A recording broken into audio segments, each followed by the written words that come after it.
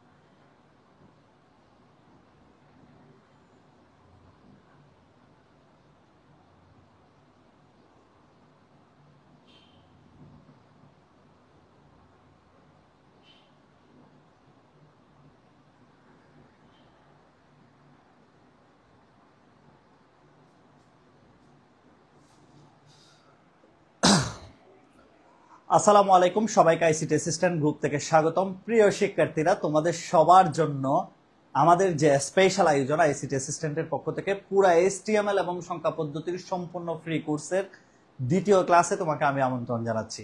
এত রাত পর্যন্ত যারা অনেক ওয়েট করেছিল, গতকালকে বিশেষ করে এত বেশি SMS পেয়েছি যে সবাই বলতেছিল যে স্যার ক্লাস খুব মিস করতেছি, আবার পারলে প্রত্যেক দিন নেন।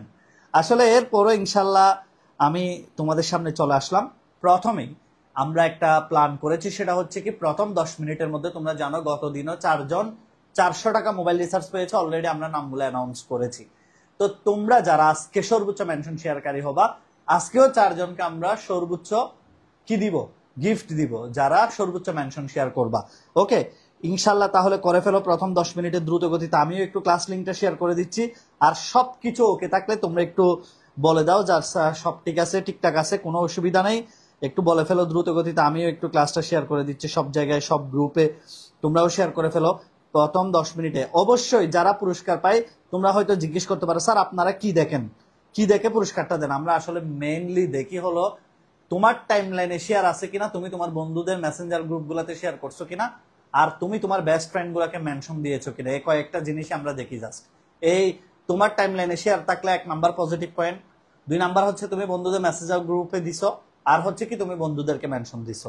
এই কয়েকটা জিনিসের উপর আমরা গিফটটা দিয়ে থাকি। আচ্ছা যাই হোক, সমস্যা নাই। এখন আমি নিজে আগে শেয়ার করি, তোমাদেরকে শেয়ার করতে বলে আমি নিজে শেয়ার না করলে এটা আসলে খুবই বেমানান বিষয়। তাহলে এরপরে হচ্ছে আমরা যাতে সবাই ক্লাসটা শুরু করবো আর কি। প্রথমে আমাকে একটু কালকের মতো বলে ফেলো, আজকে কে কোন ডিস্ট্রিক্ট থেকে জয়েন হয়েছ সেটা একটু বলে ফেলো দ্রুত গতিতে। ওকে, আজকে কে কোন ডিস্ট্রিক্ট থেকে জয়েন হয়েছে এটা একটু বলে ফেলো, তারপরে আমরা বাকি কথা বলবো। ওকে, এবং ইনশাল্লাহ খুবই চমৎকার ক্লাস হবে, যা পড়াবো সব এত স্পষ্টভাবে নোট করে দিব যাতে তোমার কোনোদিন কোনো প্যারা নিতে না হয়। ঠিক আছে, সবাই একটু দ্রুত গতিতে মেনশন করে দাও কে কোন ডিস্ট্রিক্ট থেকে যুক্ত হয়েছে সেটা একটু বলে ফেলো তো দ্রুত গতিতে। চিটাগং থেকে মুনা যুক্ত হয়েছে, আরশি যুক্ত হয়েছে কক্সেস বাজার থেকে। আরশি তুমি তোমার সব ফ্রেন্ডদেরকে যুক্ত করে দাও। সাইবা যুক্ত হয়েছে পাবনা থেকে, যুক্ত হয়েছে ইয়াসিন। আমি কয়েকটা নাম পড়ি কেমন। ব্রাহ্মণবাড়িয়া থেকে হচ্ছে শিহাব, রাসেল রাজশাহী থেকে, আইরিন চট্টগ্রাম থেকে, মুস্তাকিম ময়মনসিংহ থেকে, কিশোরগঞ্জ থেকে চারু, সুমাইয়া আক্তার কুমিল্লা থেকে। আমি দেখি কার কার নামগুলো পড়তে পারি। তোমরা যারা শেয়ার ডান শেয়ার করবা তাদের নামগুলো আমি মাস্ট পড়বো। শেয়ার করে শেয়ার ডান লিখে ফেলো। আর 4 জন পুরস্কার পাবে, অবশ্যই 4 জন পুরস্কার পাবে পাবনা থেকে, বরিশাল থেকে। আচ্ছা যাই হোক, অনেকেই অলরেডি আমরা প্রায়, আসসালামু আলাইকুম স্যার, অনেকেই সালাম দিচ্ছ। অলরেডি আমরা প্রায় 400-র কাছাকাছি চলে গিয়েছি। তোমরা আরেকটু সবাই শেয়ার করো। আসলে প্রথমে যদি তোমরা শেয়ারটা না করো, হয় কি অনেকেই ক্লাসটা মিস করে ফেলে। সুতরাং একটু তাড়াতাড়ি 2 মিনিটের মধ্যে কমপ্লিট করে ফেলে আমরা পড়া শুরু করব, যাতে সবাই ক্লাসে ফুল টাইমটা পায়। ফুল টাইমটা সে তার যাতে প্রথম 2-1 মিনিট মিস না হয়। ওকে, অনেকে রাতের মধ্যে আসলে সিলেট থেকে মুনতাহা কক্সবাজার থেকে, এরপরে হচ্ছে মেহেদি হাসান ইমন কক্সবাজার থেকে, তারপরে সিলেট থেকে হালিমা তালুকদার। আমার মনে হচ্ছে 64 জেলার স্টুডেন্টরাই আছে, 64 জেলার স্টুডেন্টরাই আছে, আলহামদুলিল্লাহ। এটা আইসিটি অ্যাসিস্ট্যান্টের জন্য অত্যন্ত পজিটিভ একটা দিক। বাংলাদেশের প্রায় প্রত্যেকটা জেলার স্টুডেন্ট আমাদের ক্লাসগুলো করে। দেখি কয়জন হয়েছে। আমি একটু লাইভে অলরেডি আমরা 400 ক্রস করেছি প্রায়। তো আল্লাহ রহমতে তোমরা আরেকটু শেয়ার করো, আমরা 500 জন হয়ে যাক। মিথিলা বানু শেয়ার ডান করেছে, থ্যাংক ইউ মিথিলা। আর উর্মি হাবিবা তিশা শেয়ার ডান করেছে। ছেলেরা কই, ছেলেরা ইয়াসিন ইমরান করেছে share done, thank you. Mumtaha Akter Rima. আর তোমরা ক্লাস নোট যারা করো, শুধু লেকচার করলে হবে না, ক্লাস নোট করতে হবে। যেমন গত ক্লাসে দেখেছো যে সুন্দর সুন্দর ক্লাস নোট আপলোড করেছে। আর তোমরা মেইন আইসিটি অ্যাসিস্ট্যান্ট গ্রুপে দিবা, যেটাতে 1,05,000 মেম্বার, ওই গ্রুপে আপলোড দিবা ক্লাস নোটটা। তোমরা কি করো, ক্লাস নোটটা তোমাদের যে গ্রুপটা স্পেশাল খুলছি ওটাতে আপলোড দাও। ওটাতে আপলোড দিলে তুমি ক্লাস লিঙ্কগুলো পরবর্তীতে খুঁজে পাবে না। অনেক পোস্ট হয়ে গেলে তুমি মেইন ক্লাসের যে মেইন ক্লাসটা এগুলো খুঁজে পাবে না। এগুলো তোমাদের ক্লাসগুলো এখানে জমা থাকার জন্য আমরা ওই গ্রুপটা খুলছি। আচ্ছা যাই হোক, ওকে। সাদিয়া চিটাগং থেকে স্যার নাম পড়েন। আচ্ছা কার কার নাম পড়তে হবে বলে ফেলো। শেরপুর থেকে কানিস, কুমারখালী থেকে প্রকৃতি দৃশ্য, 6 মিনিটে 700 ভিউ। আচ্ছা চাঁপাইনবাবগঞ্জ জেলা থেকে। আচ্ছা ঠিক আছে। বুলা থেকে হচ্ছে রুবেল শিকদার। ফরিদপুরের কেউ নাই, ফরিদপুরের। আচ্ছা এখন অলরেডি আমাদের 417-20 ক্রস করেছে। আরেকটু শেয়ার করে সবাই, আরেকটু শেয়ার করে আমরা 500 জন হলে ইনশাল্লাহ ক্লাস শুরু করব। আচ্ছা আজকে আমরা HTML এর গত ক্লাসের পড়াগুলা মনে আছে কার কার, একটু একবার রিভিউ করি। দেখি সবাই উত্তর দাও তো। ওয়েবসাইটকে কালারফুল করতে কোন ল্যাঙ্গুয়েজ ব্যবহৃত হয়? দেখি বলো তো, ওয়েব পেজকে কালারফুল করার জন্য কোন ল্যাঙ্গুয়েজ ব্যবহৃত হয়? গতকালকের ক্লাসের কার কার মনে আছে দেখি। এবং সবাই লিখো পিএইচপির পূর্ণরূপ কি। দুইটা প্রশ্ন লিখো সবাই। ওয়েবসাইটকে কালারফুল করতে কোন ল্যাঙ্গুয়েজ ব্যবহৃত হয়? নাম্বার 1 পিএইচপির পূর্ণরূপ কি। নাম্বার 2 দেখি প্রশ্নগুলো কার কার মনে আছে। জাস্ট এটা একটু দেখতে চাচ্ছি যারা কমেন্ট করবে তারা অবশ্যই ইনশাল্লাহ। দেখি কে কে কে কে উত্তর দিতে পারো। ওয়েবসাইটকে কালারফুল করতে কোনটি ব্যবহৃত হয় এবং পিএইচপির পূর্ণরূপটা একটু বলার চেষ্টা করো। এটা বলতে পারলে মনে করবো তুমি পড়াশোনা করছো কালকে রাতে। শুধু পড়াশোনা আমি করাইলে হবে না, তোমাদের নিজেদের একটু চেষ্টা করতে হবে। ওকে তাহলে আচ্ছা দেখি কার কার মনে আছে ওয়েবসাইটকে কালারফুল করতে কোনটা। ওরে মাশাআল্লাহ, সিএসএস ক্যাসকেডিং স্টাইল শিটস। অনেকেই very good very good. CSS যারা উত্তর দিয়েছে তাদের উত্তর সঠিক হয়েছে। তোমরা আরেকটু শেয়ার করলে হয়তো আমরা আরো একটু স্টুডেন্টের কাছে রিচ করতে পারবো। Already CSS. স্যার আদাব, মৌলভীবাজার থেকে বলছি, কোর্সে কিভাবে ভর্তি হবো? আচ্ছা যাই হোক স্যার, আপনার বইগুলো চকবাজার কোন লাইব্রেরিতে পাবো? চকবাজার বুকল্যান্ড এবং বুক প্যালেস, বুকল্যান্ড লাইব্রেরিতে পাবে। আচ্ছা যাই হোক, আর কোনো কথা নেই, এখন আমরা পড়াশোনা শুরু করব। সিএসএস এবং হাইপারটেক্সট প্রি প্রসেসর। আচ্ছা ফাইন। আচ্ছা এবার আসো আমরা শুরু করি।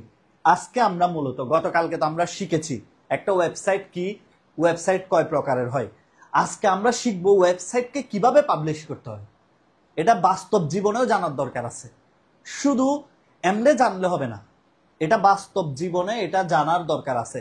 কারণ তুমি নিজে যখন তোমার কোম্পানির জন্য বা তোমার ফ্যামিলি কারো জন্য একটা ওয়েবসাইট বানাইতে চাও, তখন তুমি সেটাকে কিভাবে পাবলিশ করে, মানে আমি ওয়েবসাইট পাবলিশটা আমি তোমাকে একটু বুঝাই। ওয়েবসাইট পাবলিশ মানে হলো কি, তুমি ওয়েবসাইটকে কি করলে এটা ইন্টারনেটে সবাই দেখতে পাবে, সব মানুষজন ইন্টারনেটে দেখতে পাবে। এক কথায় বাংলা ভাষা হচ্ছে এটা, যে একটা ওয়েবসাইটকে কি করলে সব মানুষরা ইন্টারনেটে দেখতে পাবে এবং কি কি করতে হবে এখানে, এই জিনিসটা আমরা একটু আজকে শিখব। তাহলে সবাই লিখো প্রথম প্রশ্নটা, যে ওয়েবসাইট পাবলিশিং এর ধাপসমূহ। সবাই আজকে প্রথম প্রশ্নটা একটু লিখে ফেলো। আমরা আজকে প্রথম প্রশ্ন যেটা শিখব সেটা হচ্ছে অত্যন্ত ইম্পর্টেন্ট, 3 স্টার দিয়ে লিখে বা ওয়েবসাইট পাবলিশিং এর ধাপসমূহ। মানে একটা ওয়েবসাইটকে পাবলিশ করতে আবার কি কি জিনিস দরকার সেটা একটু আমরা লিখব। ওয়েবসাইট পাবলিশিং এর ধাপসমূহ। ওকে, 1 নাম্বার হলো কি কি, এটা একটু বলি। ওয়েবসাইট পাবলিশিং এর ধাপসমূহ, তাহলে সবাই লিখে ফেলো। প্রথম ধাপ কি? 1 নাম্বার ধাপ হচ্ছে কি, ডোমেইন নেম এবং আইপি অ্যাড্রেস রেজিস্ট্রেশন। 1 নাম্বার ধাপটা সবাই লিখো। 1 নাম্বার যে ধাপ সেটা হচ্ছে ডোমেইন নেম এবং IP address registration. Domain name এবং আইপি অ্যাড্রেস রেজিস্ট্রেশন মানে আমাকে প্রথম ধাপে যে কাজটা করতে হবে সেটা হচ্ছে কি, ওয়েবসাইটের একটা নাম দিতে হবে। ঠিক আছে কিনা? সবাই একটু আমার সাথে সাথে বলো। বাসায় পড়াশোনা করতেছো এটা একটু শোনাও, আমি না শুনলেও বলো। প্রথমে কি করতে হবে, একটা ওয়েবসাইট শুধু বানাই রাখলে হবে না, আমাকে প্রথম কাজ হচ্ছে কি, আমি যে নামটা দিব সে নামের একটা ডোমেইন নেম আর আইপি অ্যাড্রেস রেজিস্ট্রেশন করে রাখতে হবে। এই বিষয়ে আমরা একটু পরে ডিটেলস পড়াশোনা করব, ডোমেইন নেম আর আইপি অ্যাড্রেস কি এগুলা নিয়ে, ঠিক আছে। এবার 2 নাম্বার যে ধাপটা, আমাদের যে ডোমেইন নেম এবং আইপি অ্যাড্রেস রেজিস্ট্রেশনের পর 2 নাম্বারে আমরা কি করব? 1 নাম্বার তো ডোমেইন নেম আর আইপি অ্যাড্রেস রেজিস্ট্রেশন করব, ভালো কথা। নাম্বার 2 তে আমরা কি করব সেটা একটু বলো। নাম্বার 2 তে আমরা যে কাজটা করব সেটা হচ্ছে ওয়েব পেজ ডিজাইন করতে হবে।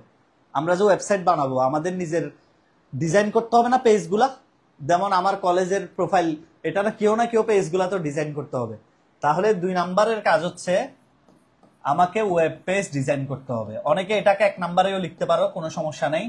1 নাম্বারে ওয়েব পেজ ডিজাইন, 2 নাম্বারে ডোমেইন নেম রেজিস্ট্রেশন, এভাবেও করতে পারো। নতুবা আগে ডোমেইন নেম নিয়ে তারপরে তুমি ইচ্ছা মতো ওয়েব পেজ কি করতে পারো, ডিজাইন করতে পারো, ঠিক আছে। এবার 3 নাম্বার পয়েন্টটা দেখো। 3 নাম্বার পয়েন্ট হলো কি, শুধু ওয়েবসাইট বানাইলে হবে না। শুধু যে আমরা ওয়েবসাইট বানাইলে হবে, ওয়েবসাইটটাকে নির্দিষ্ট একটা সার্ভারে জমা রাখতে হবে, হোস্ট করে রাখতে হবে। না হলে মানুষ কিভাবে দেখবে অনলাইনে? তাহলে লিখো ওয়েবসাইটকে নির্দিষ্ট সার্ভারে হোস্ট করে রাখতে হবে। ওয়েবসাইটকে নির্দিষ্ট একটা সার্ভারে হোস্ট করে রাখতে হবে। নির্দিষ্ট একটি সার্ভারে কি করতে হবে? হোস্ট করে জমা রাখতে হবে, হোস্ট করে রাখতে হবে, নির্দিষ্ট সার্ভারে হোস্ট করতে হবে। তাহলে আমরা প্রথম পয়েন্টটা কি বলবো?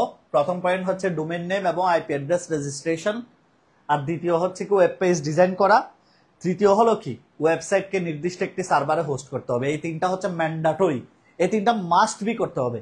এই 3টা করার পর আরেকটা হচ্ছে কি, তোমার ওয়েবসাইট যাতে মানুষ সবাই প্রচার প্রসার হয়, তাহলে আরেকটা জিনিস করতে হবে, সেটা হলো search engine optimisation. Search engine optimisation, আমি এগুলো প্রত্যেকটা পয়েন্ট বুঝাই দিব, ডোন্ট ওয়ারি, তোমরা আগে লিখে ফেলো। সার্চ ইঞ্জিন অপটিমাইজেশন করতে হবে, ঠিক আছে।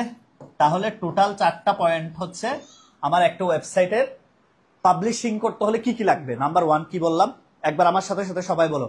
1 নাম্বার কি? 1 নাম্বার হচ্ছে কি ডোমেইন নেম এবং আইপি অ্যাড্রেস রেজিস্ট্রেশন করতে হবে। আমার নির্দিষ্ট একটা নাম লাগবে আমার ওয়েবসাইটের জন্য, একটা সিরিয়াল নাম্বার লাগবে।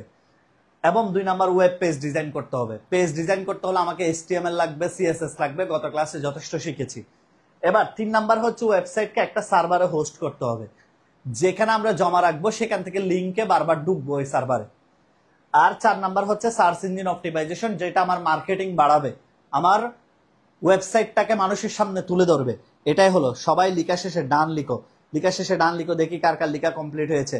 এবং এখনো যারা ক্লাসটা শেয়ার করো নাই, আমি তোমাদেরকে রিকোয়েস্ট করব, তোমরা যদি তোমাদের ফ্রেন্ড সার্কেলের গ্রুপগুলাতে দিয়ে দাও, হয়তো তারা অনেক উপকৃত হবে। এই ক্লাসগুলো তারা আশা করতেছে, এইরকম একটা ক্লাস তারা আশা করতেছে, হয়তো পাচ্ছে না।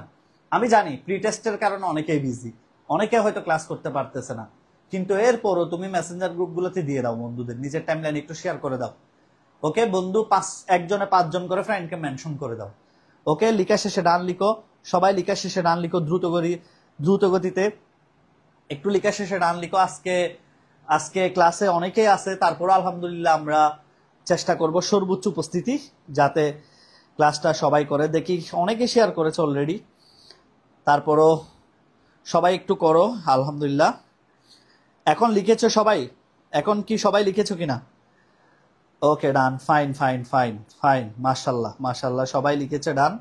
আচ্ছা, এবার আমি একটা পয়েন্ট বিশ্লেষণ করি, যে স্যার প্রথমে ডোমেইন নেম রেজিস্ট্রেশন বা আইপি অ্যাড্রেস রেজিস্ট্রেশন, এটা একটু বুঝাই বলেন, ডিটেলসে বলেন। এটা নিয়ে অনেক পড়াশোনা করব। সবাই একটু লিখো প্রথমে আইপি অ্যাড্রেস। প্রথমে সবাই হেডলাইন দাও আইপি অ্যাড্রেস। আমি যেভাবে খাতায় নোট করে দিচ্ছি হুবহু এভাবে নোট করবা ডিটেলস। প্রথমে ক্লাস করবা, ক্লাস করে বই পড়বা, বই পড়ে একসাথে নোটটা রেডি করবা, চেষ্টা করবা ক্লাস করে আর বই পড়ে নোটটা রেডি করার। আচ্ছা, এবার দেখো প্রথমে যে কথাটা বলা হয়েছে, আইপি অ্যাড্রেস কি জিনিস। একটা কথা মনে রাখবা, আমরা মোবাইলের সিম যেরকম কিনি না, মোবাইলের সিম কিনি না আমরা, ঠিক সেম আমাদের প্রত্যেকের যে ওয়েবসাইটের অ্যাড্রেস, এই যে ইউটিউব, ফেসবুক, কলেজ, প্রত্যেকটা কলেজ বাংলাদেশের সবার নিজস্ব একটা আইপি অ্যাড্রেস আছে। এই ওয়েবসাইটের নির্দিষ্ট অবশ্যই একটা আইপি অ্যাড্রেস আছে, সিরিয়াল নাম্বার আছে। এটা হলো আসল ওয়েবসাইটের ক্ষেত্রে। ওয়েবসাইটের মূল সিরিয়াল যে নাম্বারটা সেটা হলো IP address, internet protocol address. সবাই লিখে রাখো, এটাকে বলা হয় ইন্টারনেট প্রোটোকল অ্যাড্রেস। ঠিক আছে, এই আইপি অ্যাড্রেসটা প্রথমে আমাকে কিনতে হবে। ইন্টারনেট প্রোটোকল অ্যাড্রেস, প্রত্যেকটা ওয়েবসাইটের সিরিয়াল নাম্বার আলাদা আলাদা, এবং এটা দুই প্রকার। আইপি অ্যাড্রেস হচ্ছে দুই প্রকার, একটা হচ্ছে কি আইপি ভার্সন 4, একটা হচ্ছে আইপি ভার্সন 4, আর একটা হচ্ছে IP version 6। IP version 6, version 4 হচ্ছে তোমার 32 বিটের আইপি অ্যাড্রেস, 32 বিট। আর এটা হচ্ছে 128 বিটের আইপি অ্যাড্রেস। ঠিক আছে, তার মানে কি স্যার, ভার্সন 4 যেটা সেটা হচ্ছে 32টা বাইনারি সংখ্যা নিয়ে গঠিত, আর ভার্সন 6 যেটা সেটা 128টা বাইনারি সংখ্যা নিয়ে গঠিত। তোমরা এখন আমাকে জিজ্ঞেস করতে পারো স্যার ভার্সন 5 কেন নাই? আসলে ভার্সন 5 কেন নাই বলি, ধরো 32টা আইপি অ্যাড্রেস, 32 বিটের যেটা আইপি অ্যাড্রেস, একটু মনোযোগ দিয়ে কথা শুনবা সবাই। 32 বিটের যেটা আইপি অ্যাড্রেস, একটু মনোযোগ দিয়ে প্রত্যেকটা পয়েন্ট শুনবা, আজকে অনেক বেসিক ক্লাস হবে। 32 বিটের যেটা আইপি অ্যাড্রেস সেটা পৃথিবীতে তুমি 2 টু দি পাওয়ার 32 সংখ্যক দিতে পারবা, মানে কম্বিনেশন দিতে পারবা কয়জনকে? এখানে যত ক্যালকুলেশন করে যত আসে তত জনকে দিতে পারবা, মানে ততটা অ্যাড্রেস তুমি প্রোভাইড করতে পারবা। তো যারা আইটি সায়েন্টিস্ট ওরা চিন্তা করেছে 2 টু দি পাওয়ার 64 হলে তো এটা আবার শেষ হয়ে যাবে, বেশি দিন যাবে না। কারণ এখন পুরা পৃথিবীর মানুষ যে চায় সে একটা ওয়েবসাইট বানাইতে চায়। প্রত্যেক কোম্পানি, ইভেন আইসিটি অ্যাসিস্ট্যান্টের নিজস্ব একটা ওয়েবসাইট আছে, তোমরা জানো কিনা জানি না, ICTassistant.com। এটা এখন আন্ডার মেনটেনেন্স, এখনো কাজ চলতেছে এটা। ঠিক আছে, তাহলে পৃথিবীর যে কোনো ছোট বড় প্রতিষ্ঠান বর্তমানে চাই একটা ওয়েবসাইট বানাইতে, এবং এটা তো 2 টু দি পাওয়ার 32 সংখ্যক দিতে পারবে, সিরিয়ালের বাইরে দিতে পারবে না, সিরিয়াল শেষ হয়ে যাবে। এই জন্য তারা চেষ্টা করেছে একবারে 2 টু দি পাওয়ার 128 এত সংখ্যক আইপি অ্যাড্রেস দেওয়া যাবে IPv6 এ। এবং এখন 1 ইয়ার পর পর রিনিউ না করলে এটা আরেকজন নিয়ে ফেলতে পারবে, ঠিক কিনা? তাহলে দেখো, প্রথম কথা হচ্ছে আমাকে একটা আইপি অ্যাড্রেস কিনতে হবে, ইন্টারনেট প্রোটোকল অ্যাড্রেস। এটা দুই ধরনের হয়, একটা ভার্সন 4 আর একটা হচ্ছে ভার্সন 6। এবং IPv4 যেটা সেটা হচ্ছে 32 বিট। এটাকে দুইটা ভাগে ভাগ করা হয়, ভার্সন 4 যেটা, একটা প্রথম ভাগকে 16 বিটকে বলা হয় নেটওয়ার্ক আইডি, ঠিক আছে, বাকি 16 বিটকে বলা হয় হোস্ট আইডি, ঠিক আছে। তাহলে আমরা দেখি কি বললাম। আইপি অ্যাড্রেস হচ্ছে প্রত্যেকটা ওয়েবসাইটের একটি স্বতন্ত্র ইউনিক নিউমেরিক নাম্বার থাকবে, এই নিউমেরিক নাম্বারের নাম হলো আইপি অ্যাড্রেস। তাহলে সবাই একটু লিখে রাখতে পারো, প্রত্যেকটা ওয়েবসাইটের একটি স্বতন্ত্র নিউমেরিক নাম্বার থাকে, লিখে রাখতে পারো, একটি স্বতন্ত্র নিউমেরিক নাম্বার থাকে। তবে একটা কথা আছে, এখানে কিন্তু IPv6ও ব্যবহৃত হয়, আলফা নিউমেরিক। আমি যখন সংখ্যা পদ্ধতির কোড পড়াবো, আমার কাছে যারা পড়ে আর কি, সংখ্যা পদ্ধতির কোড যখন আমি পড়াবো, তখন দেখবে এগুলো তুমি বুঝতে পারবা কোনটা নিউমেরিক বলে, কোনটাকে আলফা নিউমেরিক বলে। এগুলো তোমার একদম কনসেপ্ট ক্লিয়ার হয়ে যাবে তখন। জাস্ট এটা মনে রাখো, এই IPv4টা নিউমেরিক হয়, এটা আলফা নিউমেরিক হয়, এটাকে হেক্সাডেসিমেল সংখ্যা দিয়ে প্রকাশ করা হয়। একটু শুনেন, এটা হচ্ছে 32 বিটের অ্যাড্রেস, সর্বোচ্চ 2 টু দি পাওয়ার 32 সংখ্যক অ্যাড্রেস দেওয়া যাবে। প্রথম 16 বিটকে বলবো নেটওয়ার্ক আইডি, দ্বিতীয় 16 বিটকে বলবো হোস্ট আইডি। আর IPv6 হচ্ছে 128 বিট, 2 টু দি পাওয়ার 128 সংখ্যক অ্যাড্রেস দেওয়া যাবে। এবং তোমার মনে প্রশ্ন আসতে পারে, স্যার আপনি তো বুঝাইলেন ভালো কথা, প্রত্যেকটা ওয়েবসাইটের একটা স্বতন্ত্র অ্যাড্রেস থাকে যা একটি নিউমেরিক নাম্বার হয়, এটা তো আপনি বুঝাইলেন, এগুলা কারা দেয় স্যার? এগুলো আমি কার থেকে কিনবো? তোমরা বিভিন্ন ধরো ওয়েবসাইট যারা তোমাকে সার্ভ করে, ওয়েবসাইট যার থেকে তুমি ডিল করে বানাচ্ছ তার থেকে তুমি কিনতে পারবা, তারা ওভাবে ডলার এন্ডোর্স করে তারা কিনে দিবে তোমাকে। তবে তুমি নিজেও চাইলে কিনতে পারো, এখন বাংলা টাকা দিয়েও এগুলো কিনা যায় বিকাশের মাধ্যমে, ঠিক আছে। তবে কথা হলো স্যার, এটার মূল কর্তৃপক্ষ কারা? এটার মূল কর্তৃপক্ষ হচ্ছে ডোমেইন নেম আর আইপি অ্যাড্রেসকে হ্যান্ডেল করে, এই মূল কর্তৃপক্ষের নাম হচ্ছে ICANN। এটা একটু লিখে রাখো, এটা বেশি পরীক্ষায় আসে, যে আইপি অ্যাড্রেস আর ডোমেইন নেমকে প্রকৃতপক্ষে কারা কন্ট্রোল করে। এই যে ICANN, এটার নাম কি স্যার? এটার নাম হলো ইন্টারনেট, একটু লিখে রাখো সুন্দর করে, ইন্টারনেট, নৈর্ব্যক্তিক আসলেও যেতে পারো,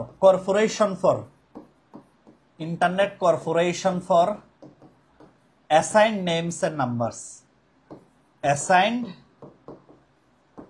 names and numbers, names and numbers. তাহলে বলো তো কি বলেছি?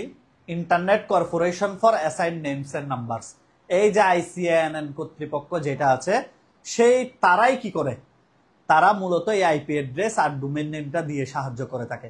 তাহলে আজকে থেকে আমি বেশ কয়েকটা, আমার সাথে সাথে একবার বলেন, মনে করেন তোমার চাচা তোমার কাছে আসছে, এসে তোমাকে বলতেছে, বাইস্তা বলো তো আমি একটা ওয়েবসাইট কিভাবে ডিজাইন করতে পারি। এখন তুমি বলবা আপনাকে প্রথমে একটা আইপি অ্যাড্রেস কিনতে হবে। আইপি অ্যাড্রেস নর্মালি দুই ধরনের হয়, একটা ভার্সন 4, একটা ভার্সন 6। ওনাকে একটু শর্টকাটে বুঝাই দিলাম, ঠিক আছে। আবার IPv4 দুই ভাগে বিভক্ত, নেটওয়ার্ক আইডি, হোস্ট আইডি। আর এটা কারা কন্ট্রোল করে পুরো পৃথিবীতে? ICANN। এবং এদের নাম কি? Internet Corporation for assign names and numbers. তারা তোমাকে নেম দিবে, তারা তোমাকে নাম্বারস দিবে, এবং এগুলো সবগুলো নিয়ন্ত্রণ করা হচ্ছে এই সংস্থাটা। এইটুকু পর্যন্ত সবার ক্লিয়ার কিনা বলো, এরপর আমরা বাকি পড়ায় যাব। এইটুকু পর্যন্ত সবার ক্লিয়ার কিনা সেটা বলেন আগে। ইন্টারনেট কর্পোরেশন ফর, তাহলে আজকে থেকে মাথায় রাখবো প্রতিটি ইন্টারনেট, আজকে থেকে আমরা মাথায় রাখবো যে কোনো ওয়েবসাইট যখন ইন্টারনেটে যুক্ত হয় তার জন্য একটা একক ঠিকানা থাকে। এই একক ঠিকানাটাই হলো আইপি অ্যাড্রেস। ইন্টারনেটে যখন যুক্ত হয় তখন কি থাকে? একক ঠিকানা থাকে। সবার ক্লিয়ার কিনা? এতটুকু ক্লিয়ার হলে আমরা পরের প্রশ্নে যাচ্ছি। এতটুকু ক্লিয়ার হলে আমরা পরের প্রশ্নে যাচ্ছি। এতটুকু যদি ক্লিয়ার হয় আমরা পরের প্রশ্নে যাচ্ছি। সবাই বলো এতটুকু ক্লিয়ার কার কার? আচ্ছা, fine fine fine fine fine, মাশাআল্লাহ। আজকে মনে হয় অনেকে তাড়াতাড়ি ঘুমাই গেছে, ঠিক আছে। ওকে, এবার দেখো মনোযোগ সহকারে আমরা যেটা বুঝলাম। এখন আমাকে যদি কেউ জিজ্ঞেস করে সহজ বাংলা ভাষা, আমি বুঝে গেছি। আমি সহজ বাংলা ভাষায় বুঝে গেছি একটা ওয়েবসাইট নিতে হলে সর্বপ্রথম আমাকে কি করতে হবে? একটা আইপি অ্যাড্রেসের চিন্তা করতে হবে একটা ওয়েবসাইট বানাইতে হলে। এবার আমাকে বলো 32 বিট মানে 32টা বাইনারি সংখ্যা, এগুলা কি মনে রাখা কঠিন নাকি সহজ? অবশ্যই কঠিন। আজকে যদি বাংলাদেশের প্রত্যেকটা মানুষকে ফেসবুকের 32 বিট অ্যাড্রেসের পেছনে আছে 32 বিট, গুগলের আছে 32 বিট বাইনারি সংখ্যা, ইউটিউবের আছে 32 বিট বাইনারি সংখ্যা, টুইটারের, এরপর আরো যা যা ওয়েবসাইটে তোমরা ঢুকো সবগুলার যদি 32টা করে বাইনারি সংখ্যা মনে রাখতে হইতো, ফেসবুক চালাইতা? সম্ভবই না, কেউ চালাইতো না। আসলে এই আইপি অ্যাড্রেসকে মনে রাখা কষ্টসাধ্য বিদায়। এটার জন্য আমরা সহজ করে যে নামটা ব্যবহার করি সেটার নাম হলো ডোমেইন নেম। আইপি অ্যাড্রেসকে যে মনে রাখাটা খুবই টাফ। আচ্ছা তুমিই বলো, একটা আইপি অ্যাড্রেস কি 32 বিট কোনো মানুষের, স্বাভাবিক মানুষের পক্ষে মনে রাখা সম্ভব? সম্ভব না। এই জন্য এটাকে সহজ করে যাতে মনে রাখা যায়, এই জন্য আমরা ডোমেইন নেম ব্যবহার করি। ডোমেইন নেম গুলো দেখতে এরকম হয়। এই যে তোমরা সবাই এগুলো চিনো, অলরেডি প্রত্যেকদিন দেখতেছো। ইন্টারনেটে ঢুকতে ঢুকতে এখনো তোমাকে আমি দেখাবো। এই যে ইন্টারনেটে ঢুকতে ঢুকতে দেখো, না হলে এদিকে তাকাও, আমরা একটা গুগলে যাই। এই যে গুগলে যাই, দেখছো https://www.google.com, দেখছো এটাই হলো তার domain name, google.com, https://www.google.com, https://www.yahoo.com। তো এখন আমার কথা হচ্ছে, স্যার এই জিনিসগুলা হলো তোমার কি ডোমেইন নেম, অথচ এটার কিন্তু মেইন নয়, এটার পেছনে থাকা আইপি অ্যাড্রেস। ডোমেইন নেমের মূল প্রতিচ্ছবি হলো আইপি, আবার আইপির মূল প্রতিচ্ছবি হলো ডোমেইন নেম। বুঝতে পেরেছো? ডোমেইন নেম মনে রাখতে কষ্ট বিদায় আমরা এই নামটা ব্যবহার করি, কারণ আমাদের কাছে অ্যালফাবেট মনে থাকে, আমাদের কাছে সংখ্যা সহজে মনে থাকে না। বাংলা মানুষের ব্রেন হচ্ছে কি অ্যালফাবেটকে মনে রাখতে পারে, মানুষের ব্রেন নিউমেরিক মনে রাখতে পারে না। সেই জন্য আইপি অ্যাড্রেস মনে রাখা ইম্পসিবল বিদায় আমরা এই নামগুলা ব্যবহার করে থাকি। এবং তুমি যখন একটা ওয়েবসাইটের নাম দিবা, এই নামটা ইউনিক হইতে হবে। ইউনিক মানে কি? এটা যাতে আগে কেউ ইউজ করে নাই। যেমন আইসিটি অ্যাসিস্ট্যান্ট অন্য কেউ ইউজ করলে আমি ইউজ করতে পারবো না। তুমি যে কোম্পানির নাম দিচ্ছ অন্য কেউ ইউজ করলে আমরা ইউজ করতে পারবো না, ঠিক আছে। কেউ ইউজ করলে আগে থেকে যদি কেউ ব্যবহার করে সেটা আমরা ব্যবহার করতে পারবো না। যদি কেউ ব্যবহার না করে তাহলে আমরা ব্যবহার করতে পারবো। বুঝতে পারছি? এবার দেখো, একটা ডোমেইন নেমের প্রথমে যে অংশটা থাকে, প্রথম যে অংশটা, সেটাকে বলা হয় প্রোটোকল। এই যে প্রোটোকল, স্যার তোমরা আমাকে জিজ্ঞেস করতে পারো, স্যার প্রোটোকল কি জিনিস? এটা একটু ব্যাখ্যা করেন। আমি যখন কোনো ওয়েবসাইটে ঢুকি, গত ক্লাসে এগুলো ডিটেলস বলেছি, তখন ওয়েবসাইট হলো সার্ভার আর আমি হলাম ক্লায়েন্ট। তো আমি সার্ভারে ঢুকে যে ক্লায়েন্ট কিছু ডাটাকে আপলোড করতেছি, ডাউনলোড করতেছি, এখানে কিছু নিয়ম মানতে হচ্ছে না? ইন্টারনাল কিছু নিয়ম আছে না? এই নিয়মগুলাকে বলা হয় প্রোটোকল। তাহলে একটু ভালো করে শোনো কি বলেছি। একটা ওয়েবসাইটে যখন আমি ঢুকতেছি, সার্ভারে যখন ঢুকি, আর আমি তখন ক্লায়েন্ট আর সার্ভারের মধ্যে যোগাযোগের যে নিয়মগুলা, সেটার নাম হলো প্রোটোকল। আর প্রত্যেকটা ওয়েবসাইটের ইউনিক নেম www ডট, প্রত্যেকটা ওয়েবসাইটে www ডট থাকবে, এটা ইউনিক। ইমেল অ্যাড্রেসে কখনোই কি থাকবে না, www ডট থাকবে না। একজন মানুষ যখনই কোনো ওয়েবসাইট হোস্ট করতে যায় তখনই www ডট লাগবে, ওয়ার্ল্ড ওয়াইড ওয়েব, এটাকে বলা হয় ওয়ার্ল্ড ওয়াইড ওয়েব।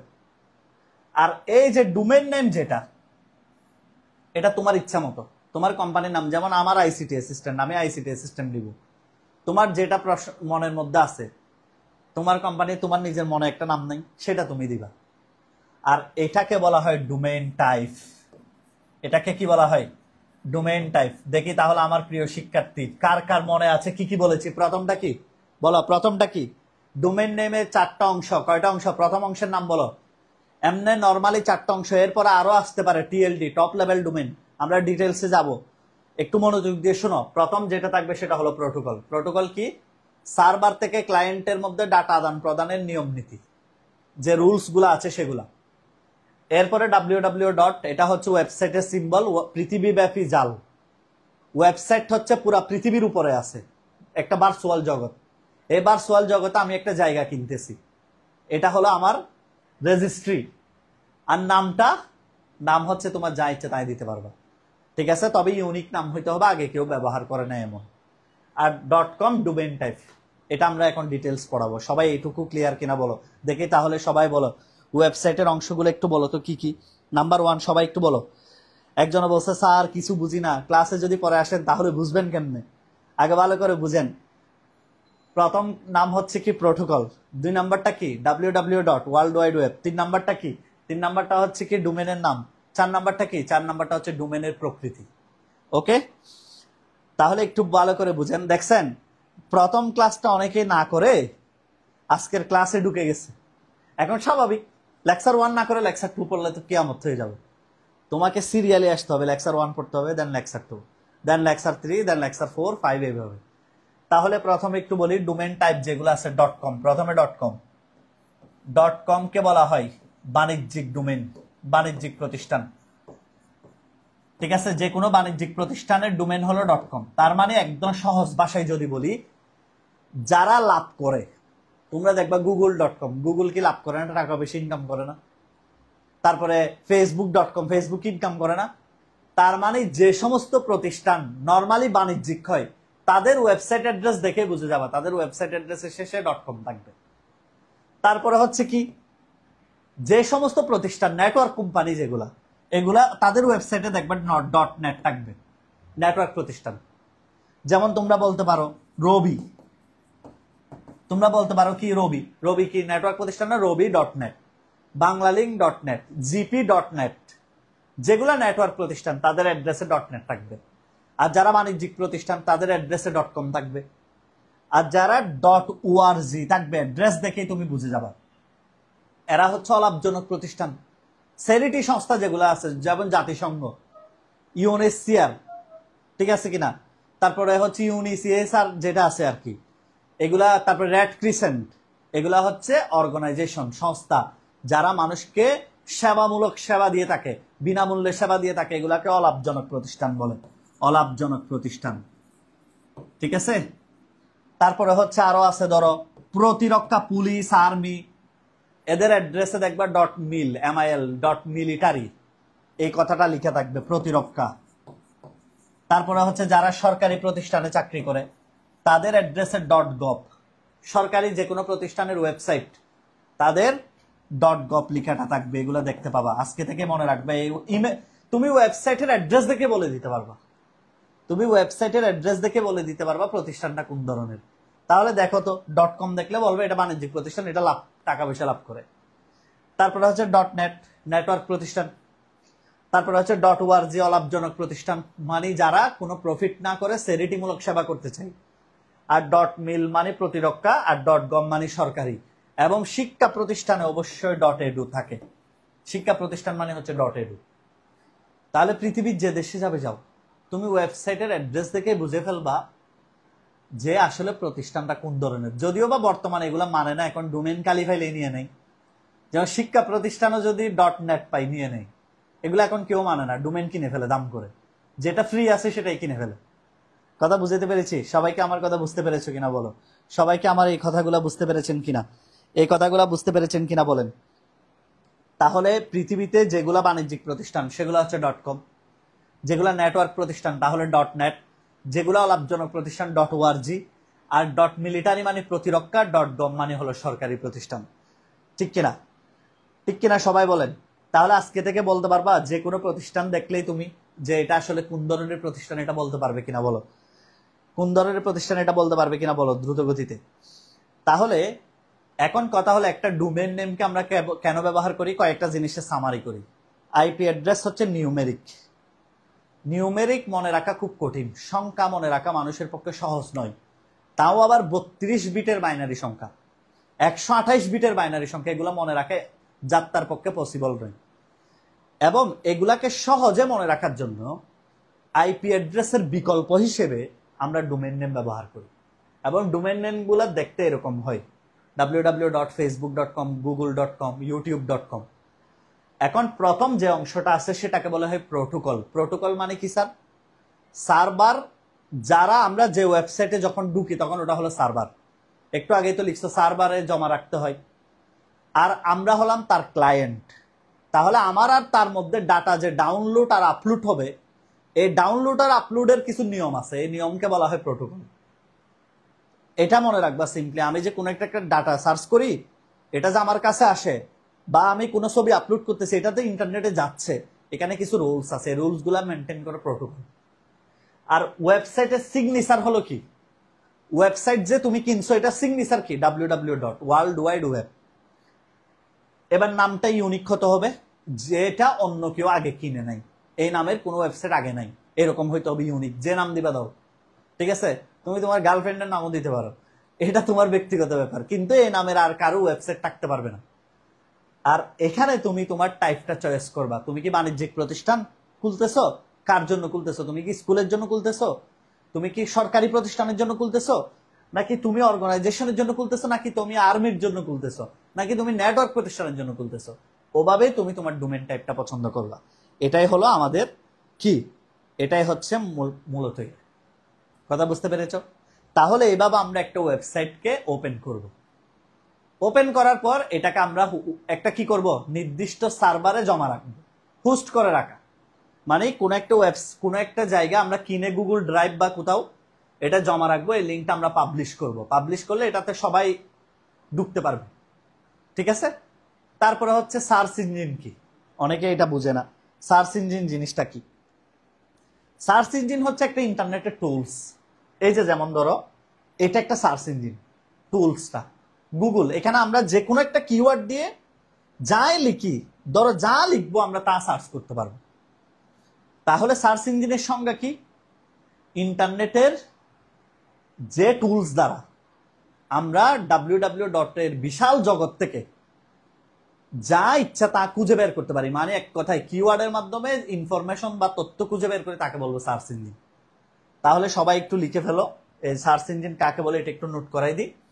সেটা হচ্ছে কি, সার্চ ইঞ্জিন কি? সার্চ ইঞ্জিন হচ্ছে কি, যে ওয়েব টুলস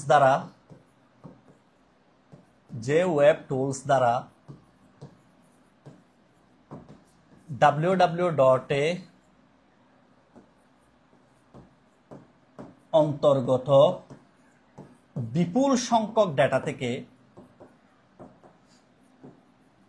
কিওয়ার্ডের মাধ্যমে বা যে কোনো একটা লিখা আর কি, কিওয়ার্ডের মাধ্যমে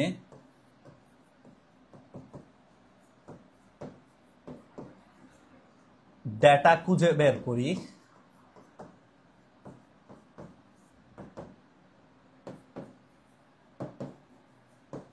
তাকে আমরা কি বলবো? সার্চ ইঞ্জিন বলবো, ঠিক আছে? তাহলে যে ওয়েব টুলসের মাধ্যমে আমরা কি করব, যে ওয়েব টুলস দ্বারা www অন্তর্গত বিপুল সংখ্যক ডেটা থেকে কিওয়ার্ডের মাধ্যমে ডেটা খুঁজে বের করি তাকে আমরা সার্চ ইঞ্জিন বলি, তাকে সার্চ ইঞ্জিন বলে থাকি। যেমন গুগল, গুগল একটা সার্চ ইঞ্জিন। তারপর আস্ক, বিং, ইয়াহু, এবং বাংলা একটা সার্চ ইঞ্জিন আছে যেটার নাম হচ্ছে পিপিলিকা, এটা হচ্ছে বাংলা সার্চ ইঞ্জিন। ঠিক আছে, পিপিলিকাকে বলা হয় প্রথম বাংলা সার্চ ইঞ্জিন। ঠিক আছে, আমাদের বাংলাদেশে আর কি, এটা নৈর্ভিত্তিক আসছে অনেকবার বোর্ড পরীক্ষায়, লিখে রাখো প্রথম বাংলা সার্চ ইঞ্জিন হলো পিপিলিকা। তাহলে গুগল, আস্ক, বিং, ইয়াহু এগুলা হচ্ছে কি world wide international search engine, আর যেটা পিপিলিকা সেটা হচ্ছে প্রথম বাংলা সার্চ ইঞ্জিন। তাহলে সবাই একবার মনে মনে বলে ফেলেন দ্রুত গতিতে আমার সাথে সাথে, আমার সাথে সাথে একবার বলে ফেলেন। ওকে,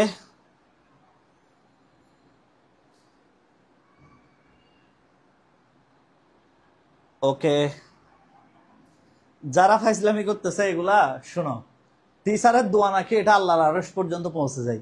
যেগুলা বিয়াদবি করে, ফাইজলামি করে, এগুলা ওই যে দোয়া করার সময় ব্র্যাকেটে লিখে থাকবে আল্লাহ যেগুলো বিয়াদবি করছে এগুলা ফেল, আগামীবার 50% যে ফেল করবে ওই 50% ওদের নামটাও ইনক্লুড করে দিও। কথা সোজা কথা, এটাতে কোনো ফান নেই। তুই ফাইয়ে ধরে আসলেও কমা পাবি না, ক্লাস করতে থাক। বিয়াদবি ফাইজলামির জায়গায় আইসিটি অ্যাসিস্ট্যান্ট নয়। আইসিটি অ্যাসিস্ট্যান্ট অনেক রিলায়েবল প্ল্যাটফর্ম, এটা বাংলাদেশের আইসিটির জন্য অন্যতম ভরসা। অনেক স্টুডেন্ট আল্লাহর রহমতে এখান থেকে শত শত নাম্বার পেয়ে 100 নাম্বার পাই, 90, 95, 94, 98, 99 এরকম নাম্বার পেয়ে বের হওয়া প্রতিষ্ঠান এটা। ঠিক আছে, তো তোমরা সুতরাং ওকে এটা করে বলিয়েন না। তাহলে সোজা কথা এটা হচ্ছে একদম জায়গা মতো পৌঁছে যাবে। আচ্ছা, এবার দেখো আমরা তাহলে কি বলেছি। আমরা একটা ওয়েবসাইট প্রথমে খুলতে হলে আমাকে একটা কি করতে হবে, ডোমেইন নেম বা আইপি অ্যাড্রেস রেজিস্ট্রেশন করতে হবে, ওয়েবসাইটে হোস্ট করতে হবে। আর হোস্ট করার পর পরবর্তী যে কাজ, সেই কাজ হলো কি, আমাকে এই যে সার্চ ইঞ্জিনে অপটিমাইজ করতে হবে। মানে আমাকে এই যে যেমন আমরা যখন সার্চ ইঞ্জিনে কিছু সার্চ করি, দেখছো এখানে নিচে লিখে আসে সাজেশনে, এখানে অনেক কিছু লিখে আসে না সাজেশনে, অনেক কিছু সাজেস্ট করে না। সার্চ ইঞ্জিন অপটিমাইজ মানে আমাকে এভাবে আমার ওয়েবসাইটটাও মানুষকে সাজেস্ট করবে ওই রিলেটেড কিছু করলে। ঠিক আছে, তখন আমার এটা প্রসার হবে, আমার নামটাও মানুষ মাঝে মাঝে দেখবে। কথা বুঝতে পেরেছো? এটাই হলো সার্চ ইঞ্জিন অপটিমাইজেশন। এখন আমরা তো ওয়েবসাইট বানালাম, ভালো কথা, একটা ওয়েবসাইট পাবলিশও করলাম, ভালো কথা, কিন্তু পরীক্ষায় সবচেয়ে বেশি প্রশ্ন আসে যেটা নিয়ে স্টুডেন্টরা ম্যাক্সিমাম টাইম কষ্ট পায়, সেটা হলো ওয়েবসাইটের স্ট্রাকচার। এই 4টা স্ট্রাকচার থেকে প্রত্যেকবার পরীক্ষা প্রশ্ন আসে। আজকে এই 4টা স্ট্রাকচার খুব সুন্দরভাবে আমি একদম নোট করে দিচ্ছি। তাহলে লিখো ওয়েবসাইটের 4টা স্ট্রাকচার। একটা ওয়েবসাইট ডিজাইনে 4টা স্ট্রাকচার আছে। কিভাবে কিভাবে তুমি ওয়েবসাইট গুলাকে ডিজাইন করতে পারো, নাম্বার 4টা স্ট্রাকচারের মধ্যে আমার ওয়েবসাইটকে ডিজাইন করতে হবে। ঠিক আছে, এগুলো একটু লিখো। ওয়েবসাইটের 4টি গঠন। এই প্রশ্ন থেকে প্রশ্ন হয় না এমন কোনো বছর নেই, প্রত্যেকটা বোর্ড পরীক্ষার জন্য এটা সরকারি প্রশ্ন। তাহলে লিখে ফেলো দ্রুত গতিতে ওয়েবসাইটের কয়টা স্ট্রাকচার? 4টা স্ট্রাকচার। এই 4টা স্ট্রাকচার কি কি? এক নাম্বার স্ট্রাকচার হলো, এক নাম্বার স্ট্রাকচার কি স্যার? Linear structure. লিনিয়ার, অনেকে এগুলাকে টপোলজির সাথে মিক্স করে ফেলে। নো নো নো, টপোলজি আলাদা জিনিস। টপোলজি 6 প্রকার। টপোলজি হচ্ছে নেটওয়ার্কের কম্বিনেশন, নেটওয়ার্কের স্ট্রাকচার হলো টপোলজি। পেজের স্ট্রাকচার, ওয়েব পেজের স্ট্রাকচার হচ্ছে কি ওয়েবসাইটের structure. Linear structure number 1। Linear মানে কি স্যার? যেমন আমি কি ফেসবুকে তোমাকে আমি বললাম তুমি তোমার ফেসবুক প্রোফাইলটা দেখাও, তুমি কি সরাসরি দেখাতে পারবা? কখনোই সরাসরি দেখাতে পারবে না। তোমাকে প্রথমে গুগল থেকে কোথায় যেতে হবে? তোমাকে প্রথমে লগ ইন পেজে যেতে হবে, facebook.com-এ যেতে হবে। এখানে তোমাকে আইডি পাসওয়ার্ড দিতে হবে, আইডি দিতে হবে, পাসওয়ার্ড দিতে হবে। এরপরে তুমি তোমার হোম পেজে যাবে, এটা তোমার হোম পেজ। তারপরে তুমি তোমার প্রোফাইলে যেতে পারবে। কথা সঠিক কিনা? তারপরে তুমি তোমার প্রোফাইলে যেতে পারবে, এর আগে না। প্রথম কথা হচ্ছে গুগলে ঢুকতে হবে বা যে কোনো একটা ব্রাউজারে ঢুকতে হবে, ইনিশিয়াল ওয়েব পেজ। এরপরে হচ্ছে তুমি facebook.com-এ যাবা, একটা ভিউ আসবে তোমার, এখানে লগ ইন পেজ, তারপরে হোম পেজ, এরপরে হলো প্রোফাইল। সরাসরি প্রোফাইলে যেতে পারবে না, এরকম কোনো নিয়ম নাই। তোমাকে একটা সিকোয়েন্স মেনটেন করতে হচ্ছে। ইন্টারনেটে যখনই তোমার সিকোয়েন্স মেনটেন করতে হয় ওয়েবসাইটের ক্ষেত্রে, তখন এটাকে বলা হয় লিনিয়ার স্ট্রাকচার। যেমন তোমরা প্রায় সময় এক্সামে দেখো নেক্সট নেক্সট নেক্সট এইভাবে আসে। আবার তুমি চাইলে ব্যাক করে প্রিভিয়াস পেজেও চলে আসতে পারবা, যখন ব্যাকে দাও তখন প্রিভিয়াস এভাবে চলে আসতে পারবে। এই যে স্ট্রাকচারটাকে বলা হয় লিনিয়ার স্ট্রাকচার। যখন ওয়েব পেজে আমাকে সিকোয়েন্স মানতে হয়, এক সরাসরি আমি ডিরেক্ট এক জায়গায় চলে যেতে পারবো না, আমাকে কিছু সময় স্ট্রাকচার ফলো করে করে যেতে হবে। আমাকে প্রথমে এই পেজে যেতে হবে, তারপরে আমাকে লগ ইন করতে হবে, এরপর আমার হোম পেজ, এরপর হলো আমার প্রোফাইল। আমি সরাসরি কিন্তু যেতে পারবো না। এই যে যখন আমাকে ওয়েব পেজের ক্ষেত্রে একটার পর একটা একটার পর একটা এইভাবে সিকোয়েন্স মেনটেন করতে হয়, তাহলে তখনই আমরা এটাকে বলবো লিনিয়ার স্ট্রাকচার। ওকে, এবার 2 নাম্বার যেটা, সেটা হচ্ছে লিঙ্কড স্ট্রাকচার। লিঙ্কড, এটাকে বলা হয় লিঙ্কড স্ট্রাকচার। ওকে, লিঙ্কড মানে কি স্যার? প্রত্যেকটা পেজের সাথে কানেকশন আছে বিদায় এমনি ফেসবুকে যাইয়া মেয়ে একটার প্রোফাইল আসলে ক্লিক করে যে ওর প্রোফাইলে চলে যাস। চিন্তা করছো একবার কেন তার প্রোফাইলে তুমি সহজে যাইতে পারো? প্রোফাইল পিকচার একটু সুন্দর দেখলেই ক্লিক করে ঢুকে যাও, ঠিক কিনা? প্রোফাইল লক হইলে মন খারাপ করে বের হয়ে আসো। তাহলে তার প্রোফাইলে যে যেতে পারো সেটার কাজই হচ্ছে লিঙ্কড স্ট্রাকচার। এই যে দেখো সব পেজের সাথে লিঙ্ক করা আছে বলেই আমরা যে কোনো পেজে ক্লিক করে যেখানে সেখানে চলে যেতে পারি। জাস্ট নামের উপর ক্লিক করে চলে যাই, ছবির উপর ক্লিক করে চলে যাই, ভিডিওর উপর ক্লিক করে চলে যাই। এটার রিজন কি? ওয়েবসাইটের প্রতিটা পেজের সাথে যখন যুক্ত থাকে তখন এটাকে বলা হয় লিঙ্কড স্ট্রাকচার। সবাই সবার সাথে যুক্ত হয়, এখানে কোনো সিকোয়েন্স মানতে হচ্ছে না। ক্লিক করছি চলে গেছি, ক্লিক করছি চলে গেছি। বিশেষ করে ফেসবুক প্রোফাইল, ফেসবুকের পেজ, ফেসবুকের ভিডিও, অডিও যা আছে সবগুলো লিঙ্ক প্রোফাইলে যুক্ত। এবং এটাকে নেটওয়ার্কও বলা হয়, এটাকে বলা হয় নেটওয়ার্ক সিস্টেমও বলা হয়, নেটওয়ার্ক সংযুক্ত। এই যে ওয়েব www.webটা সবাই সবার সাথে কানেক্টেড না, ওরকম। যেমন আমরা যখন কেউ কাউকে ব্লক করি তাহলে কি হয়? লিঙ্কটা জাস্ট ডিসেবল হয়, সাময়িক ডিসেবল। এটা তুমি চাইলে আবার পুনরায় আনব্লকও করতে পারো। তোমার কারোর সাথে ঝগড়া করলে ব্লক, মন ভালো হয়ে গেলে আবার আনব্লক, এই আর কি। এটাকে বলা হয় লিঙ্কড স্ট্রাকচার, ঠিক আছে?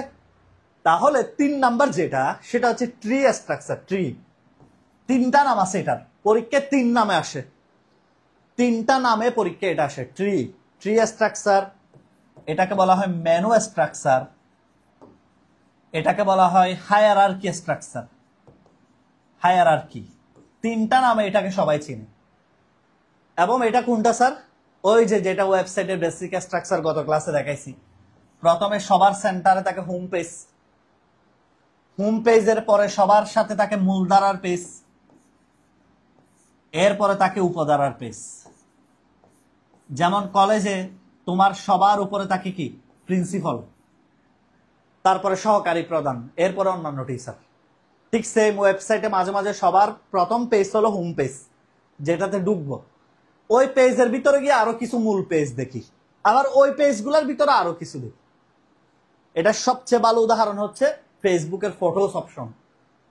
তুমি ফটোসে যখন ঢুকো, প্রথমে ফটোস একটা অপশন থাকে, এরপরে এখানে বিভিন্ন অপশন থাকে, মোবাইল আপলোডস, তারপর ট্যাগের ছবিগুলা, এরপরে প্রোফাইল পিকচার গুলা, গাছের মতো ব্রাঞ্চ সিস্টেম।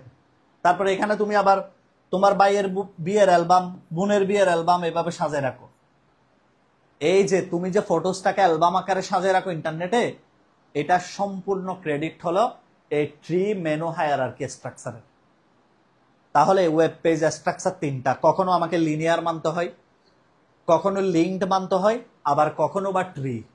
বর্তমানের প্রত্যেকটা ওয়েবসাইট হচ্ছে কি 4 নাম্বারটা, হাইব্রিড স্ট্রাকচার। বর্তমানে প্রায় প্রত্যেকটা স্ট্রাকচার হলো হাইব্রিড মানে এখানে কখনো লিঙ্কড, কখনো লিনিয়ার, আবার কখনো বা ট্রি। দেখো ফেসবুকেই তো আছে 3টাই। তোমাকে সিকোয়েন্স মানে লগ ইন করতে হবে, তোমাকে লিঙ্ক সবাই সবার প্রোফাইলে তুমি চলে যেতে পারবা, আবার কখনো তোমাকে ট্রি কাঠামো মেনটেন করতে হবে। তাহলে 3টা কাঠামো যে ওয়েবসাইটে একত্রে থাকে, বা 2টা কাঠামো যে ওয়েবসাইটে একত্রে থাকে, তাকে বলবো হাইব্রিড কাঠামো। টোটাল কাঠামো 4টা। একটা হচ্ছে কি বলো? প্রথমটা লিনিয়ার, সবাইকে সিকোয়েন্স মেনটেন করতে হবে। 2 নাম্বার হলো লিঙ্কড, প্রত্যেকটা পেজের সাথে আঙ্গাঙ্গিভাবে জড়িত থাকবে, যে কোনো ক্লিকে চলে যেতে পারবো। 3 নাম্বারটা হচ্ছে ট্রি, মেনু বা হায়ারার্কি। আর চতুর্থ যেটা সেটা হচ্ছে কি হাইব্রিড। সবার কি ক্লিয়ার কিনা বলো তো? এই 4টা স্ট্রাকচার সবার ক্লিয়ার কিনা? 4টা স্ট্রাকচার সবার ক্লিয়ার কিনা? আসলে আমার মনে হয় ক্লাসগুলো ডিলিট করে দেওয়া উচিত। অনেকে লাইভে ক্লাস করে না কেন জানো? ওই যে রেকর্ড থেকে যে সবাই এই সুবিধাটা পাইছে, রেকর্ড তো আছেই গ্রুপে, ঠিক আছে? তাইলে আর ক্লাস করার দরকার কি? এখন যদি আমি ক্লাস ডিলিট করে দেওয়া শুরু করি কালকে থেকে, তাহলে তোমরা কি করবা? ওকে, তোমরা কি করবা বলো? আমি আসলে শুধু ক্লাসটা রেকর্ড রাখতেছি কারণ কেন জানো? যাতে অনেকের প্রিটেস্ট পরীক্ষা, অনেকে আমাকে রিকোয়েস্ট করেছে স্যার আমাদের প্রিটেস্ট এক্সাম, এই জন্য হয়তো তারা কি করতে পারে না, ক্লাসগুলো করতে পারে না। কিন্তু এইভাবে লাইভে কম হলে আমরা যেটা করব সেটা ওকে, এই প্রশ্নটা আসলে এতটাই গুরুত্বপূর্ণ। এই প্রশ্ন থেকে প্রত্যেক বছর পরীক্ষায় প্রশ্ন আসে। এটা এমন গুরুত্বপূর্ণ একটা প্রশ্ন যে এখান থেকে প্রত্যেকটা বছর পরীক্ষায় প্রশ্ন হয়, ঠিক আছে? তাহলে আমরা কি বলেছি বলো? কি বলেছি প্রথমে একটু বলো তো দ্রুত গতিতে। কি বলেছি? প্রথমে আমরা ওয়েবসাইটে 4টা স্ট্রাকচার ফলো করবো। 1 নাম্বার হচ্ছে লিনিয়ার স্ট্রাকচার, 2 নাম্বার হচ্ছে লিঙ্ক, 3 নাম্বার হাইব্রিড, 4 নাম্বার হলো ট্রি বা মেনু। হাইব্রিডটা হচ্ছে মিক্স স্ট্রাকচার। হাইব্রিড মানে কি? মনে করো দুইটার মিক্স আর কি। এই যে কখনো বা আমাকে মানতে হচ্ছে লিনিয়ার, আবার কখনো বা আমাকে মানতে হচ্ছে কি সবাই সবার সাথে কানেক্টেড। বর্তমান ওয়েবসাইটগুলো সবগুলোতে হাইব্রিড স্ট্রাকচার। ওকে, লিনিয়ার মানে সিরিয়ালি। তোমাকে আমি যদি বলি তুমি কি একবারে ক্লাস 10 উঠে যেতে পারবা? ক্লাস 10 ওটা একবার উঠতে পারবে না। তোমাকে 1 এর পরে 2 পড়তে হবে, 2 এর পরে 3 পড়তে হবে, 3 এর পরে 4। তোমার ফেসবুকে আইডি নাই, তুমি কি ফেসবুকে লগ ইন করতে পারবা? অবশ্যই তোমাকে আগে আইডি খুলতে হবে, এরপরে তোমার লগ ইন ফেস। তোমাকে একটা সিকোয়েন্স মেনে যেতে হবে, না হলে তো তুমি হুট করে তুমি একদম প্রোফাইলে যেতে পারবে না। তোমার প্রোফাইল তো আর অটো ক্রিয়েট করা নেই, তোমাকে এইগুলা খুলে তারপরে তোমার প্রোফাইল। এই যে সিকোয়েন্সটা যে মানতেছো, এটা হলো লিনিয়ার। ওকে, তাহলে ইনশাল্লাহ আমরা আজকে মূলত এই জিনিসটা পড়লাম। এখন থিওরি বলতে এখানে আর কিছু নাই। এখন আমরা আজকে মূলত একটু শুরু করি। একটা HTML কোড, আমরা এখানে যে ওয়েবসাইট শিখলাম, ওয়েব পেজ কিভাবে ডিজাইন করে। নাম্বার 1 কথা হলো ওয়েব পেজটা কিভাবে ডিজাইন করে। ওয়েব পেজ ডিজাইনের জন্য সর্বপ্রথম তোমাকে একটা ভাষা শিখতে হবে, সেটা হলো HTML। HTML-টা তোমরা কালকে পূর্ণরূপটা লিখেছো হাইপার টেক্সট মার্কআপ ল্যাঙ্গুয়েজ। এটা বানাইছে হচ্ছে টিম বার্নার্স-লি নামক একজন বিজ্ঞানী, যিনার নাম হচ্ছে টিম বার্নার্স-লি। 1989 সালে সর্বপ্রথম উনি HTML নিয়ে কাজ করেন। এবং উনি কোথায় করেছে এটা? সার্ন নামক একটা ল্যাব ছিল, একটা ল্যাব, কম্পিউটার ল্যাব, সার্ন, যেটা হলো সুইজারল্যান্ডের জেনেভায় অবস্থিত। এটাও নৈর্ব্যক্তিক আসছে। সার্ন ল্যাব কোথায় অবস্থিত? সুইজারল্যান্ডের জেনেভায়, ঠিক আছে? তাহলে দেখো একটু ভালো করে, HTML এর আবিষ্কারকের নাম হচ্ছে টিম বার্নার্স-লি। উনি 1989 সালে HTML ভাষাটা আবিষ্কার করেন এবং এটা দিয়ে ওয়েব পেজকে ডিজাইন করা যায়। এবং উনি এটা আবিষ্কার করেছেন সার নামক একটা ল্যাবে, যেটা সুইজারল্যান্ডের জেনেভায় অবস্থিত। এবং উনি এটাকে একটা ট্যাগ নির্ভর ভাষা বানাইছে। ট্যাগ খুব সিস্টেমেটিক একটা ভাষা। এবং HTML কোথায় লিখতে হয়? আমরা যে HTML শিখতেছি ভালো করে, এটা লিখবো কোথায়? আমরা এটা কোথায় লিখবো সেটা একটু দেখাই। মনে করো একটা HTML কোড কোথায় লিখবো, প্রথমে একটু দেখো। শুধু শিখলে তো হবে না, জিনিসটা কোথায় রান করে কি করতে।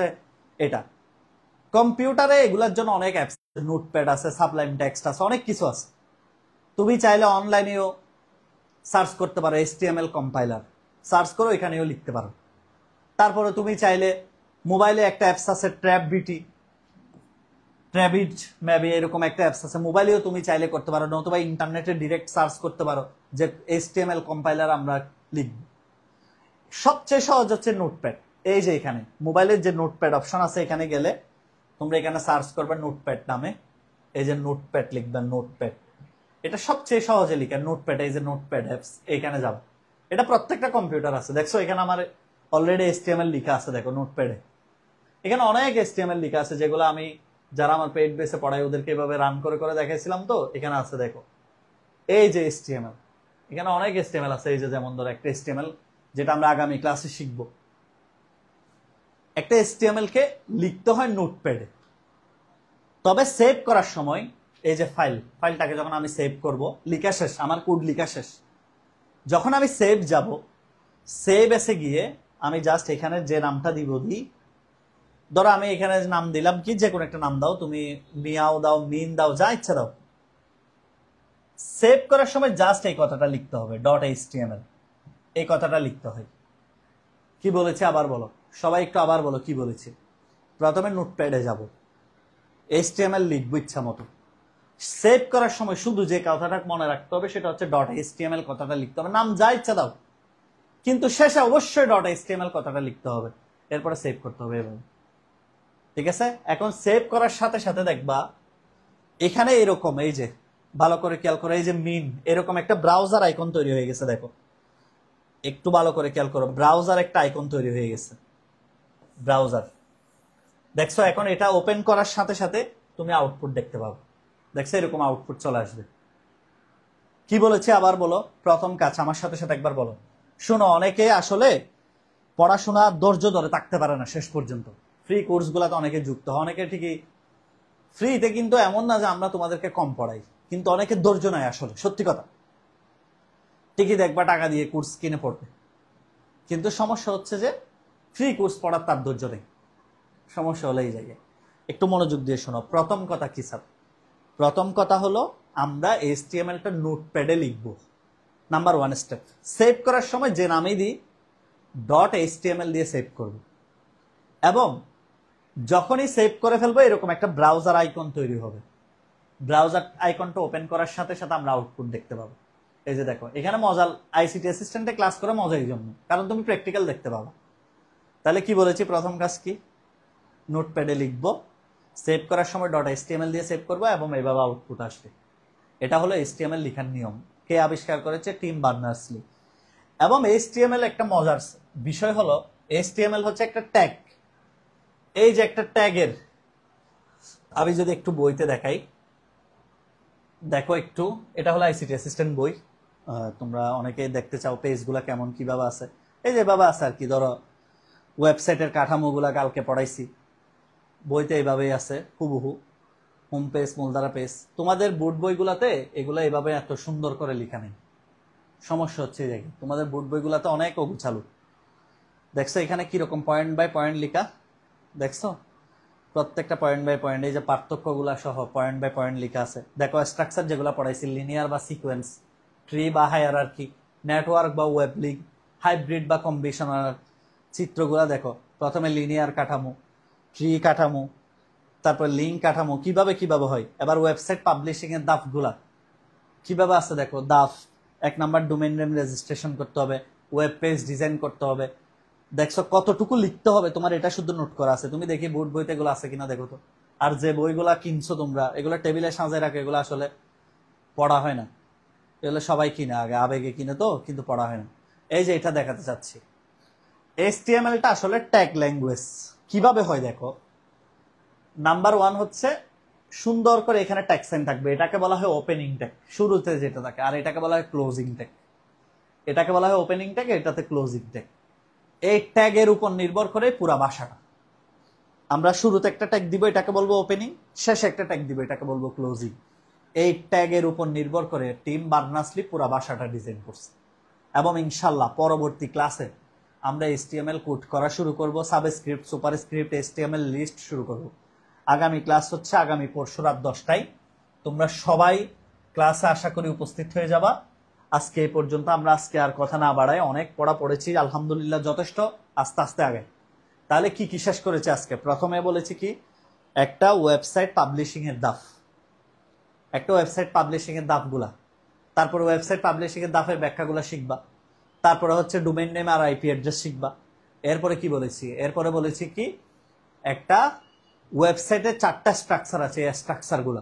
আর ফাইনালি তোমাদেরকে দেখালাম একটা HTML কোথায় সেভ করতে হয়, এবং HTML যে কি রকম ট্যাগ নির্ভর ভাষা, এগুলো আমরা আগামী ক্লাসে দেখব।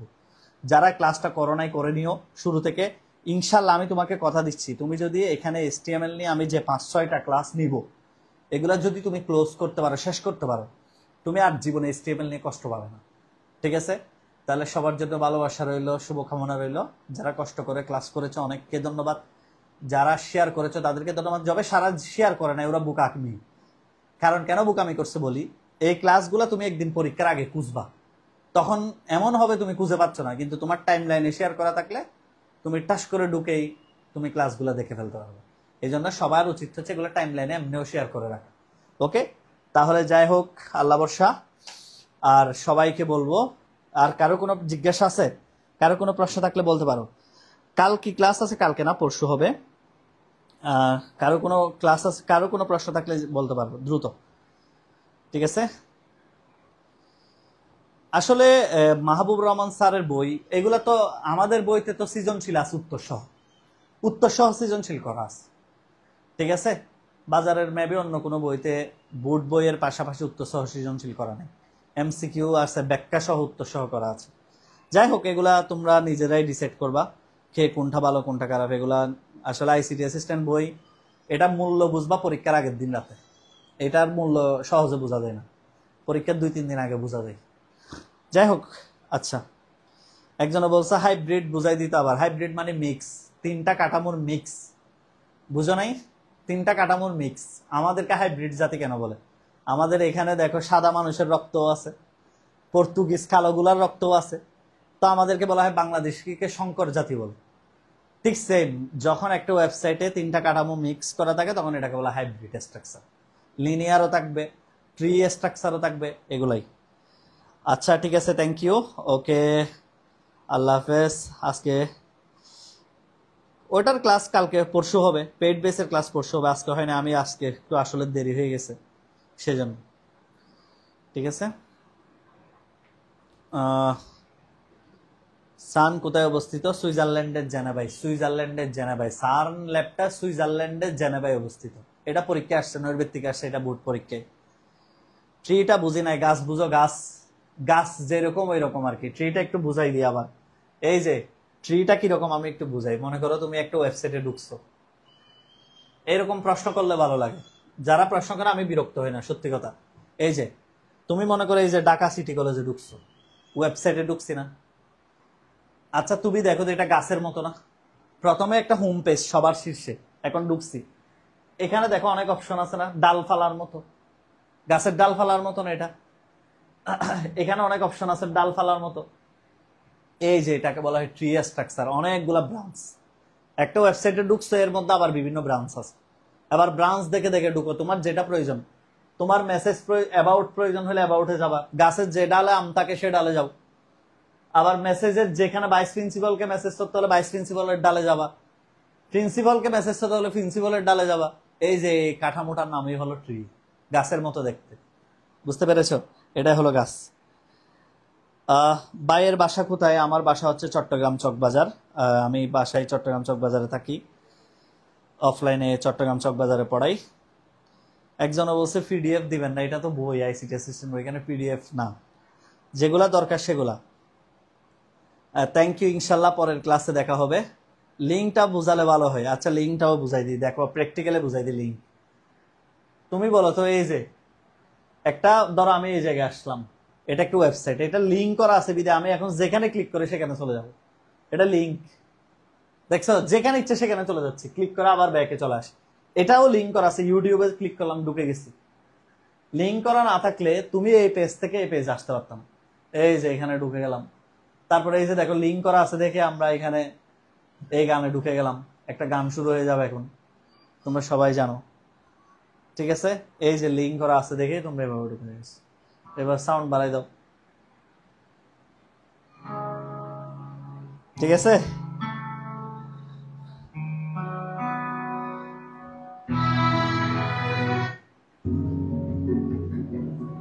ঠিক আছে, এটা তোমাদের অনেকের ফেভারিট গান আমি জানি।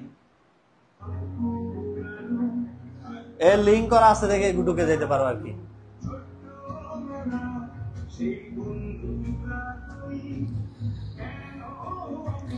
সবাই কি বুঝতে পেরেছো?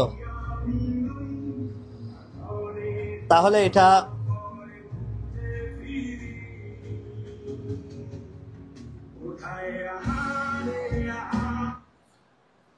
ওকে, তাহলে আমরা আজকে পর্যন্তই ক্লোজ করি। অনেক যারা ক্লাসটা ঠিক মতো ভালোভাবে ধরতে পারোনি তারা চাইলে ক্লাসটা আবার করতে পারো। ইনশাল্লাহ আগামী ক্লাস থেকে আমরা HTML কোডিং শুরু করব, এবং যদি ক্লাস রেসপন্স ভালো হয় অবশ্যই সবার জন্য ইনশাল্লাহ এভাবে চমৎকার চমৎকার ক্লাস আসতে থাকবে। দেখা হবে। আসসালামু আলাইকুম, শুভরাত্রি।